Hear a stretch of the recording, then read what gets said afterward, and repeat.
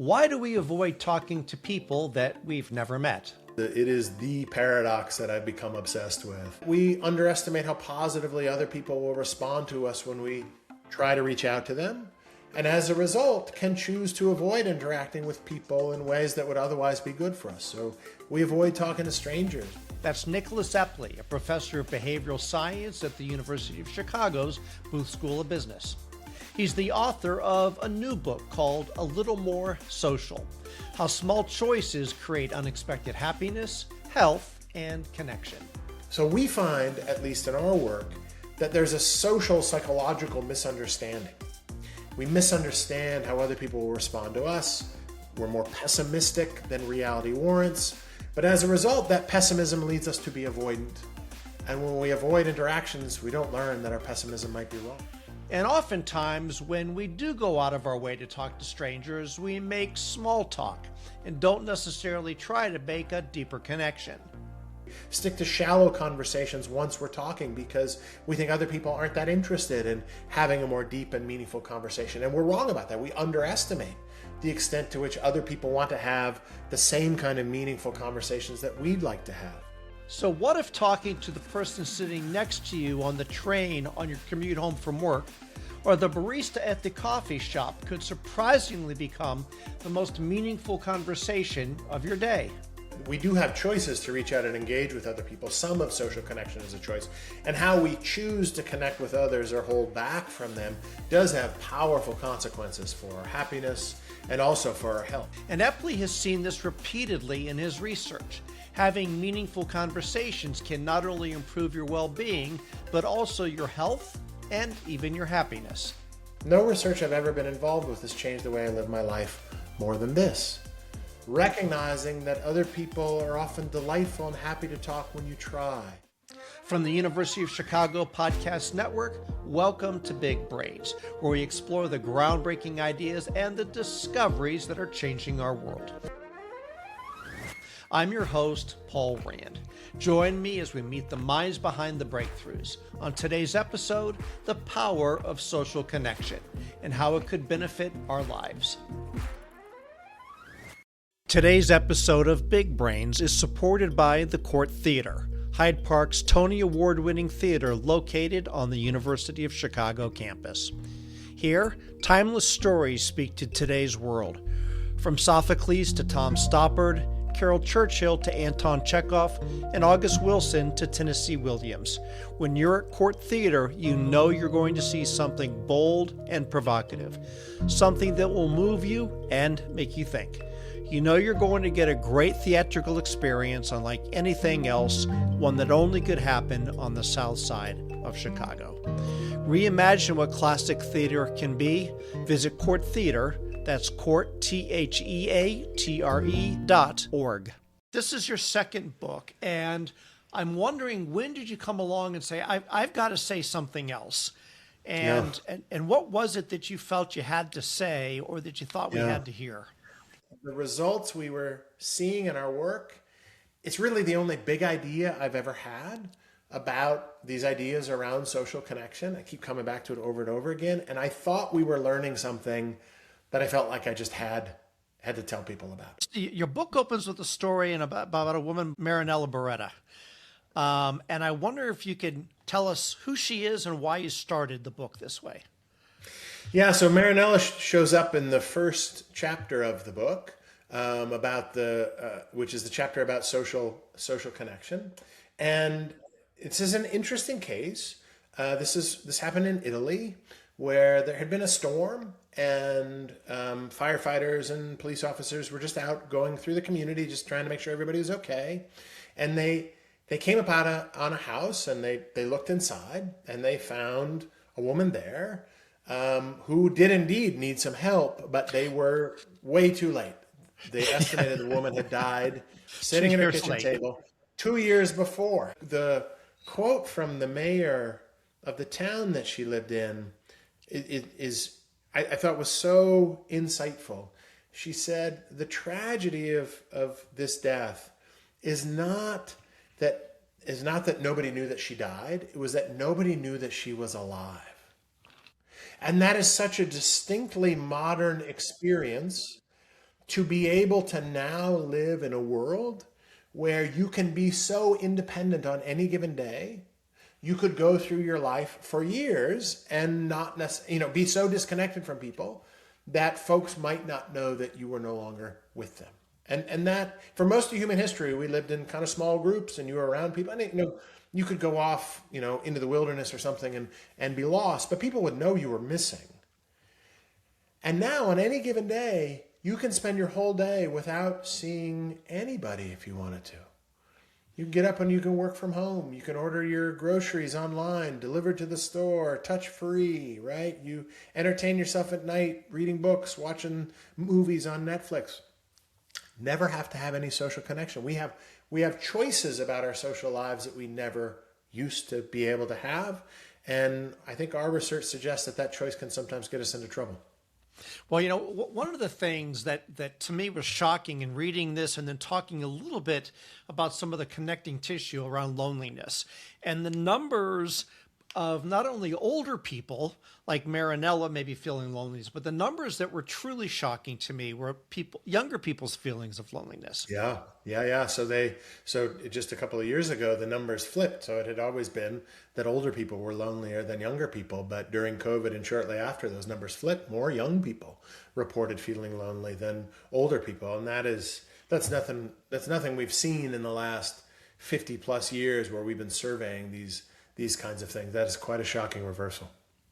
And we're going to dig into this, but this is not simply a matter of choice or not choice. There are direct health implications, mental and physical, that go on to this. Oh, there are. So there are consequences. When I say it's choice or not choice, that we do have choices to reach out and engage with other people. Some of social connection is a choice. And how we choose to connect with others or hold back from them does have powerful consequences for our happiness and also for our health. And these are kind of staggering. The psychologists for decades thought that social connection was sort of a luxury good. Yes. So Abe Maslow famously put it in his pyramid of needs up at the third level. Like if you needed food and safety, then you needed security, and then you could start caring about belonging, social stuff. And, in the famous Harvard longitudinal study that looked at young men graduating from Harvard College in the 1930s and followed them over the course of their lives, they were measuring all kinds of things to predict long-term success. And the relational measures, how well connected they were to other people, relationship variables, were kind of an afterthought. They had them. They just threw some in just because they didn't think any of that would matter. They measured all these other objective qualities of these young men, and in the end, it was only the relationship variables that really predicted the quality of their lives. And for Maslow, also that his hierarchy of needs has never had really any empirical support. We have a collection of needs that matter for us, and some of which are quite basic. But belonging operates in the very same kind of way that the need for food or sex or other sorts of basic needs does too. When we are missing it, we crave it and it hurts us, and our body sends us signals that this is a problem and you need to do something about it. And it's a stressor, and that stressor makes us unhappy and makes us sick and makes us die younger even. Well, you talk about that we are deeply social animals, but routinely you say we avoid being social. So there's a disconnect there. Why is that? Yep. That disconnect is the thing that's obsessed me for pushing 20 years now. It is the paradox that I've become obsessed with. I think we have what is at least part of an answer to that we underestimate how positively other people will respond to us when we try to reach out to them, and as a result can choose to avoid interacting with people in ways that would otherwise be good for us. So we avoid talking to strangers, we find, at least partly because we think other people aren't that interested in connecting with us. And so we hold back and avoid. We stick to shallow conversations once we're talking because we think other people aren't that interested in having a more deep and meaningful conversation. And we're wrong about that. We underestimate the extent to which other people want to have the same kind of meaningful conversations that we'd like to have. We can do acts of kindness for other people that connect us with them, but we think it doesn't matter as much as it actually does. Express our gratitude, but we underestimate how positively it'll leave people feeling. So we find, at least in our work, that there's a social psychological misunderstanding. We misunderstand how other people will respond to us. We're more pessimistic than reality warrants. But as a result, that pessimism leads us to be avoidant. And when we avoid interactions, we don't learn that our pessimism might be wrong. You and I are both talking from Chicago, and at least I have spent plenty of time on commuter trains. But you did an experiment with Julietta Schroeder on the Chicago trains. And I wonder if you could tell us about that and the data that you got and why it was a bit surprising. Yeah, so all of this work that goes into a little more social, I mean, my interest in social cognition and mind reading, how we understand the minds of others, is long standing. But I had this eureka moment one morning on the train when I was commuting in on the Metro, which I do every day when I go into work, and was writing a chapter for my last book for MindWise, and sitting there describing how we got these brains uniquely equipped for connecting with other people, made happier and healthier by connecting, and yet looked around on the train, and here we all were ignoring each other, right? And that's exactly the kind of behavior that gets psychologists thinking, why are we doing this? Like, does this make sense? And how can I explain what's going on here? And so we started running some experiments on the trains, and they were very simple. The first ones that we did, we recruited one group of people, and this is from the Homewood, Illinois train station, so just north of where I live. I'm in Flossmoor on the far south side. Homewood is just north of us. It's got an underground entryway, which is critical so that your research assistants, when we're running this in February in Chicago, do not freeze to death. Juliana did not want to freeze to death. And so we went to that one underground. And we recruited people and randomly assigned them, commuters, randomly assigned them to do one of three things on the train that morning, either to keep to themselves in solitude, just focus on their day ahead, to do whatever they normally do, which is typically keep to themselves and focus on their day ahead. Or the third condition, we ask them to try to have a conversation when a person comes and sits down next to them, right? Try to make a connection, okay? And then gave them a survey. This was back in the old days. Now we do this on surveys, but this was like 2011, 2012, right in there. And so they had paper surveys that we gave them. They opened up the envelope at the end of their commute, pulled out their $5 Starbucks gift card, which was their incentive for participating. And then they filled out this survey, essentially reporting how well the commute had gone, how pleasant it was compared to normal, how happy they felt, how sad they felt. And what we found was that the commuters randomly assigned to try to have a conversation with a stranger actually reported having the best commute. And those we randomly assigned to keep to themselves and focus on their day ahead reported having the worst commute, the least positive. But when we recruited another sample of commuters and asked them to predict how they would feel, the reason why people choose not to connect became clear. Because when we asked people to predict how they would feel, they predicted exactly the opposite results. They thought they'd be happiest keeping to themselves and thought they'd be the least happy talking to a stranger. And their beliefs just weren't wrong. They were precisely backwards. But people were behaving in a perfectly rational way in alignment with them. They were following their beliefs about what would make them happy. It's just those beliefs were off. Well, you talk about it as the choice. Yes. What's the choice? The most important choice we make in our daily lives is the choice, the decision to reach out and engage with somebody, to approach them, or to hold back and avoid them. Our social lives depend on how we make that choice over and over and over again in our lives. Well, one of the things that I'm willing to bet many of our listeners are familiar with was the whole idea of the 36 questions. And I wonder if you can tell us about walking into a room of hedge fund executives, what they looked like and what it felt like in that room. These questions came from Art and Elaine Aron. Back in the 1990s, they developed a procedure in the lab to make people closer. It was a series of questions of escalating intimacy. They actually thought you needed a long runway to do this. I think that's actually not true. And they also had a bunch of other beliefs about what connects people. They thought you had to be similar to each other and really be trying to connect. None of that was true. All that mattered was, are you asking meaningful questions? Are you discussing meaningful stuff or not? And so I was interested in why, if these deep conversations are better, just like if our commutes when we connect with someone are better, why are we so rarely asking people, if I was going to become a good friend of yours, what would be most important for me to know about you? Or can you tell me about one of the last times, Paul, that you cried in front of another person? I'm betting you've never asked somebody that, or at least not that way. If those are the things that connect us, why aren't we having those conversations, right? So I thought I would test it to find out, a little like I did on the trains. And I had run a lab study on this. And so I wasn't just coming totally out of the blue. Our undergrads, when they asked deeper conversations, they underestimated how positively it would go. And so they thought it would be more awkward than it actually was, that they wouldn't connect as much as they actually did. And those gaps were bigger for the deep conversations than they were for smaller, small talk.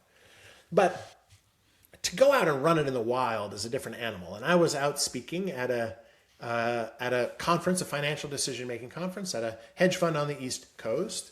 And I thought, I'm going to run this here for real as part of my session. And the folks who were in the session, they did not know what they were in for, right? These are all like pension fund managers, C-level executives running these massive funds. They're here for, quant jock upbringing. That's what they want. They want to have their math skills tweaked. And here was touchy-feely going to come in and have them talk about the last time they cried. So they didn't know what was coming. I started into my talk, and a little ways in, I told them, I'm going to run an experiment with you right now to show you some of these effects rather than just tell you about them. And of course, in my own mind, I was like, 51% confident maybe that it would work.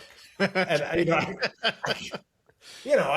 I thought this will probably work, but the confidence I had on it was low, and this could go really well, or this could be a total nightmare, like the worst talk I've ever done. But you never get anything without swinging. So I put these questions up on the board. If a crystal ball could tell you anything about your life, what would you want to know? And can you tell me about one of the last times you cried in front of another person? I put this up on the screen. Tell people in just a minute, I'm going to pair them up with another person and have a conversation about this. And I'll never, ever forget this.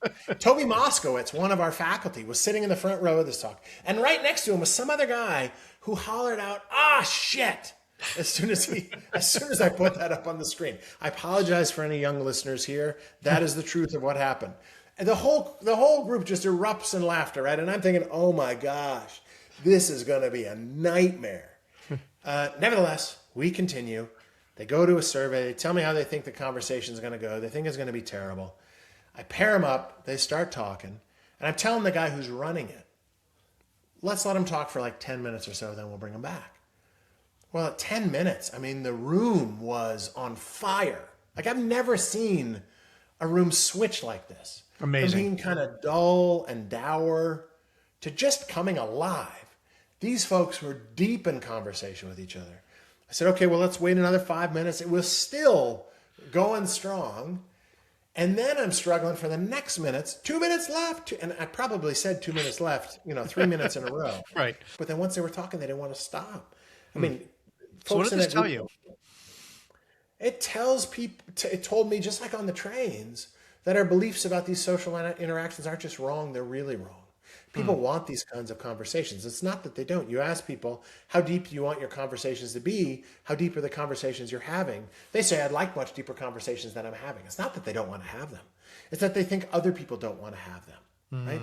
And they're really, really wrong about that. Once they actually take an interest in another person and they try having this conversation, they find other people are often just as willing and happy to open up and engage with them as they would imagine they would be. And so those expectations are way off in ways too that keep us stuck in way too much small talk in our lives. This is a hypothesis we're just starting to look at. In fact, as we're talking today, the data just came in this morning for this master's project that we're working on, where we hypothesize that people are actually more willing to open up and reveal things like secrets to strangers than they are to people that they know well. I think there's a strong intuition that's likely true. Yes. I suspect we will confirm that, and we're going to try to understand why that is. I do think, though, that there is something that can be magical about strangers that people really don't utilize. You introduced a new term in this book. There's a few, actually. One was Homo socialis, if I'm saying that correctly. Yeah, and sure. you think that that's better than Homo sapiens. Tell me what Homo socialis means.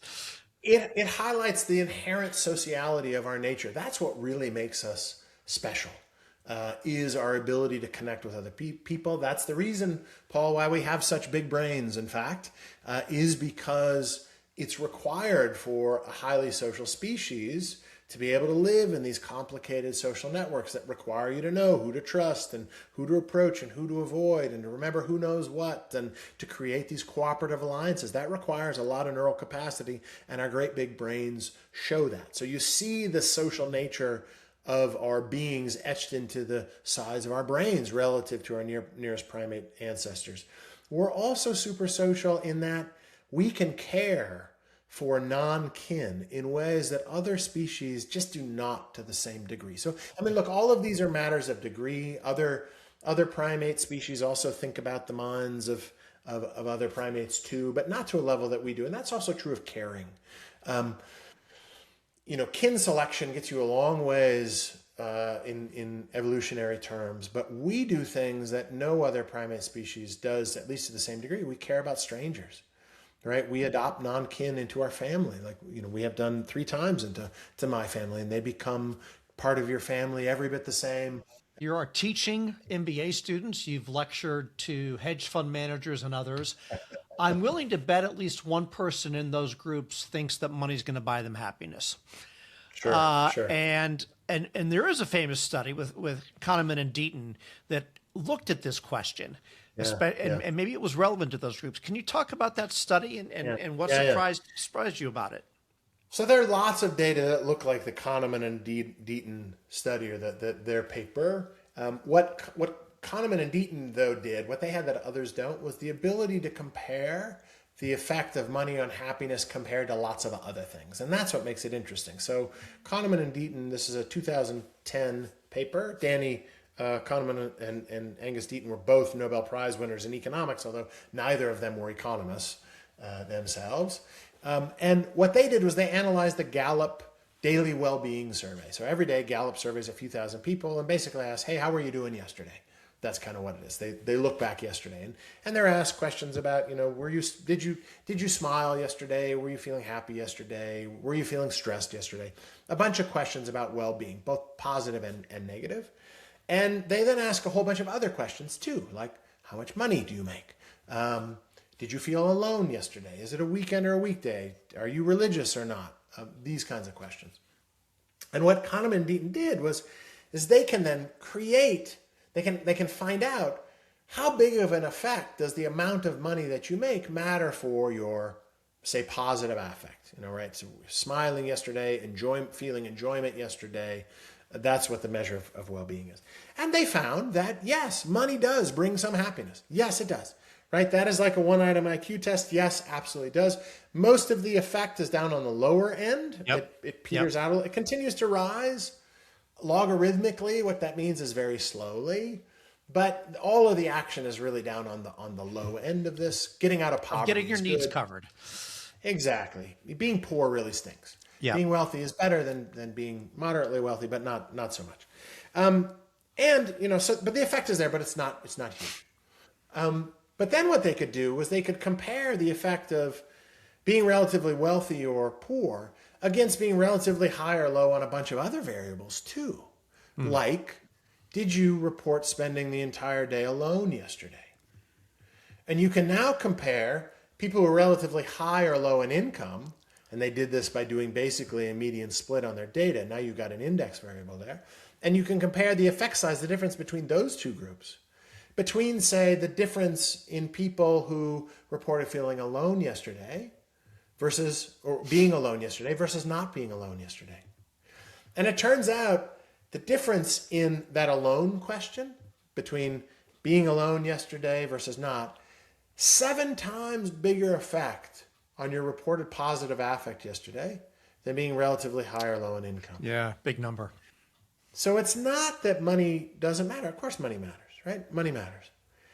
But the really big thing that matters is, am I with other people or am I alone? What are my social relationships like?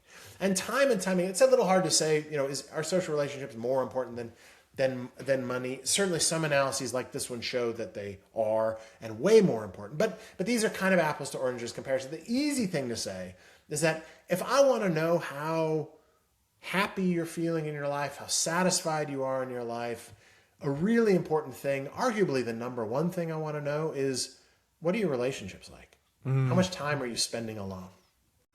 If you're getting a lot out of the important research that's shared on Big Brains, there's another University of Chicago Podcasts Network show that you should check out. It's called Capital Isn't. Capital Isn't uses the latest economic thinking to zero in on the ways that capitalism is, and more often isn't, working today. From the debate over how to distribute a vaccine to the morality of a wealth tax, Capital Isn't clearly explains how capitalism can go wrong and what we can do about it. Listen to Capital Isn't, part of the University of Chicago Podcast Network. Well, I think you've done a really great job of setting the foundation for the need and the importance of social connection. And you also get into the book that there are some things that can be done. If people look at this and say, I get it, but I'm just uncomfortable with it. What do you tell them? Yeah. First place I would suggest to start is to change a little bit how you're thinking about happiness and well-being. I think this is really important. You can then look back to yesterday, say, and do what we refer to as a choice audit. Were there moments where you were keeping to yourself, just kind of wasting time, but you could have connected with somebody else? You could have picked up the phone and called somebody, maybe when you were commuting home on, in the car, or you're sitting in you're walking through the hallway of your office and you could have invited somebody to come to coffee with you and you didn't. Or, I'm riding on the commute on my way in on the train in the morning and I could have said hi to Susan sitting next to me or Harold across the way from me, but I didn't, right? And there you'll start to see things you can work on, little actions you can do. And that's where you start. The point of doing any of these things is a fear of rejection. And you tell a story about somebody that decided he was going to go with that sensitivity training on rejection and just make sure he never felt bad about it again.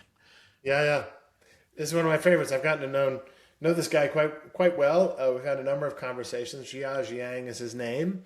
He wrote the book called Rejection Proof, which I recommend to people. And there are videos online. If you go to rejectiontherapy.com, you'll see some of these videos. Yeah, he decided that he was an aspiring entrepreneur, but was too nervous about being rejected. And he decided he was going to follow the cognitive behavioral therapy protocol of exposure therapy, which means essentially throwing yourself at your fears and experiencing them over and over again. Well, he did those things. He developed, he did this over 100 times, in fact. He videotaped them all, and the videos are priceless. He's posted them online. He starts off being successful. He tries to get rejected, and he does. First thing he does, he goes and asks a security guard working outside a bank if he could borrow $100. The guy kind of laughs and chuckles and says, "No, I'm sorry, I don't have $100 to loan you right now." And Jiao walks away, and he says, that wasn't that bad. I was rejected, but it didn't hurt nearly as much as I thought it would. By day 3, he starts to fail. And this one is beautiful. He's in Atlanta. He goes into a Krispy Kreme donut store and asked the woman behind the counter if he could get Krispy Kreme donuts in the shape of the Olympic rings. Right, and she doesn't remember what the colors are, and so she sits down, she starts writing down the shapes. He's sure he's going to get rejected, right? Just 100%. She's going to say, get out of here. We don't do that, idiot. But no, she sits down, in her thinker pose. You ready? You see it on the video. She's trying to process this. She says, "Give me 15 minutes. I'll come back." 15 minutes. She comes back with a box of these. She's almost embarrassed though, because she thought she could have done a better job. But these donuts are beautiful, colored. 5 rings interlocking. It was amazing. And in the voiceover of his video, he says something to the effect, I quote it in the book, but I don't have it top of mind right now, something to the effect of, and this is why humanity is worth saving. Right. And he continues, right? And by the end of it, we actually analyzed all his videos. He didn't know this. He didn't know this. He was actually, his outlandish requests, go into a private airline, private airstrip, airport, and ask if he could co-pilot a plane. He's never flown one before. Yes, he can do that. He's in Southwest getting onto a flight and ask, "Can I do the safety announcement?" No, you can't do that. But you can get up and address the plane if you want. he goes up to a house in Texas and asks the guy, can you take a picture of me playing soccer in your backyard? No problem. He walks up to a woman who's got a rose, a potted rose. Can I plant this rose in your front yard? She's delighted by it, just over and over again. And it turns out that his outlandish requests are accepted more often than they are rejected. He's actually accepted 51 times, 48 times it's a no. But even out of those no's, many of them were very gentle. Almost none were negative. I think we detected negativity in only 7 of the rejections. Most of them were super nice, or they were doing things like couldn't do one thing he asked, but they allowed him to do something else. He goes into Costco and he asked to speak over the loudspeaker to tell everybody how much he loves Costco and how proud he is of all the workers. And the manager says, look, I can't have you do that, but we can sit down and have pizza here. So he comps him lunch and he gets to talk to the manager about how much he loves Costco, right? So Gia, he said that he did in fact lose his fear of rejection, but not because he developed thicker skin, but because he learned that other people are just way more helpful and kinder than he thought they were. It changed not himself, but his view of human nature. And he came to describe that to me later when we were talking about it. He said, Nick, I've come to feel like I have a superpower that other people don't have. I'm just not afraid of other people. That's really cool. Right? And of course, he got that from life. That brings me to what I think is your third virtue, which is honesty. And in talking about honesties, you do make a distinction between self-protective lies and what you call pro-social lies. Yeah. Tell me why that honesty is a virtue in your world. Yeah, so this work here, this chapter is really based very heavily on work that my wonderful colleague at Booth, Emma Levine, has done. But lots of other researchers as well. I talk about Michael Slepian, who studies secrecy, for instance, in that chapter. And we often think about lies in ways that are harmful to other people. They're selfish lies. I'm lying to you to protect myself in some way, or I'm lying to you to mislead you in some way. But there's a whole nother category of lies of deception that are benevolent lies, or white lies, they're called, right? Which are meant to not actually hurt you, but to help you. So, a student hands me this paper and I think it's terrible, but I don't think the student can handle that. So I actually tell the student it's great, right? This is a case where you have an ethical dilemma, right? Where, as Emma points out, benevolence, the desire to be kind to somebody, and honesty, the desire to be truthful to somebody, come in conflict with each other, right? And what Emma documents, though, is that who's the one who sits down with you and says, Paul, that talk you gave just wasn't as good as it could have been. We're going to make this better, right? We're going to strengthen you. And when people give those kinds of pro-social lies, they think they're being nice to another person. The other person is actually evaluating that more negatively. And what they misunderstand is that when they're truly honest with somebody, we have people confront a partner in conversation about a difficult thing they're going through that they haven't brought up to the other person. Those constructive confrontations are received much more favorably than people expect beforehand. Emma finds that people spending a day being as honest as they can be in their relationships, they think that's going to leave their relationships worse off.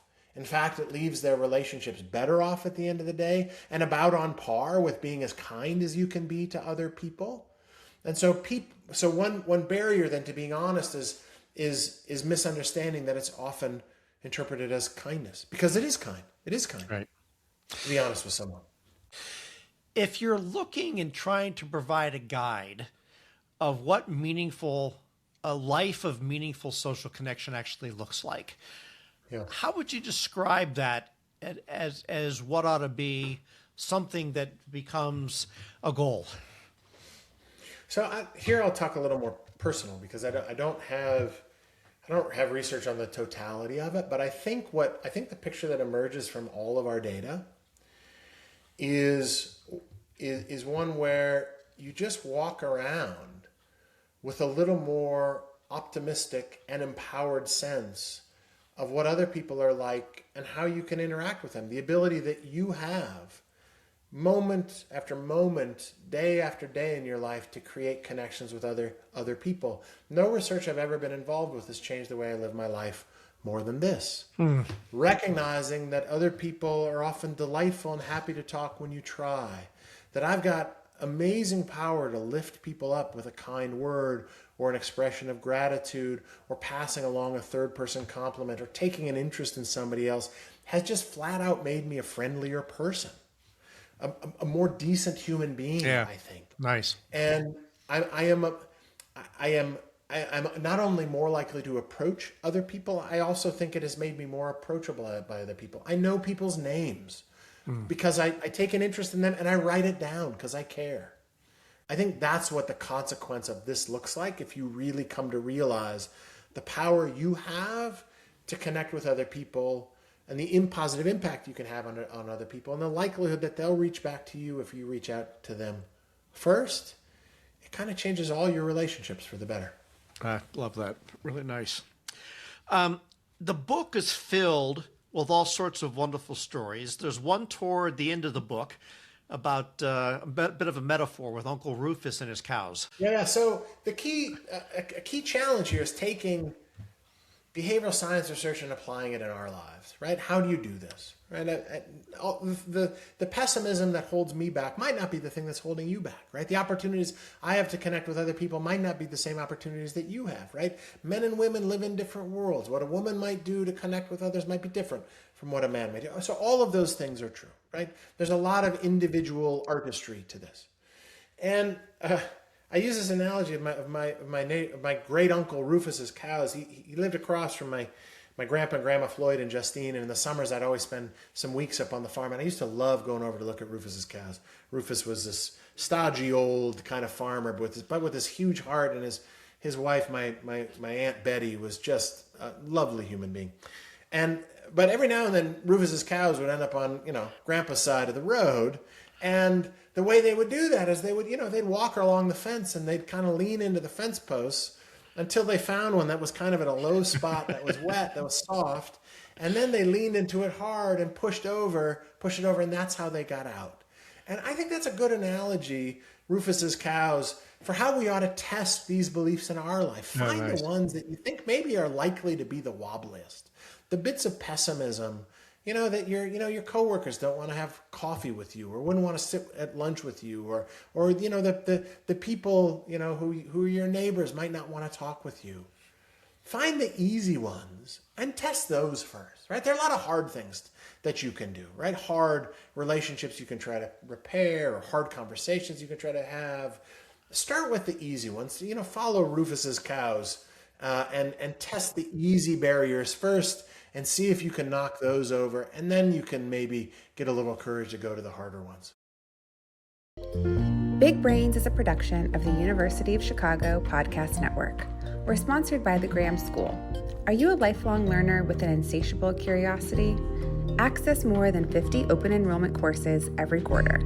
Learn more at graham.uchicago.edu/bigbrains. And if you like what you heard in our podcast, please leave us a rating and a review.